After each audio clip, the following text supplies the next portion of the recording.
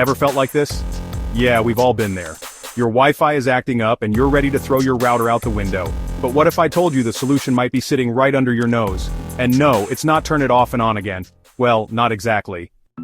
We spend hundreds, even thousands on fancy new phones, laptops, smart TVs, all relying on that invisible magic called Wi-Fi.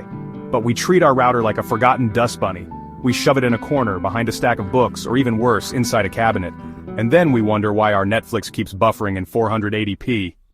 Most people blame their internet service provider, or they think they need a brand new super expensive router, or maybe they think their house just has bad Wi-Fi vibes. Nope, and definitely nope.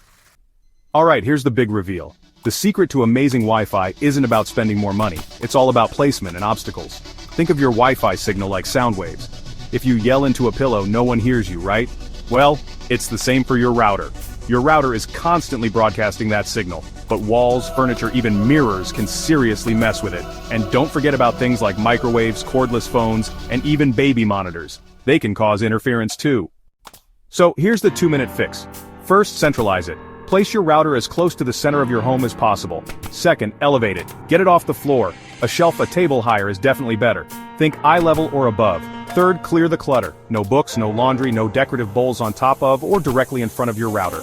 Give it room to breathe. And lastly, avoid interference hotspots. Keep it away from major appliances that emit radio frequencies, like your microwave in the kitchen. It's all about giving your Wi-Fi signal a clear path to all your devices.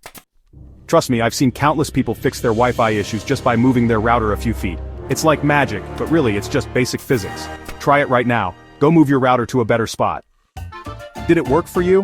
Let me know in the comments below. If this video saved you from a Wi-Fi meltdown, hit that like button, share it with a friend who's always complaining about their internet, and subscribe for more simple tech tips that actually work.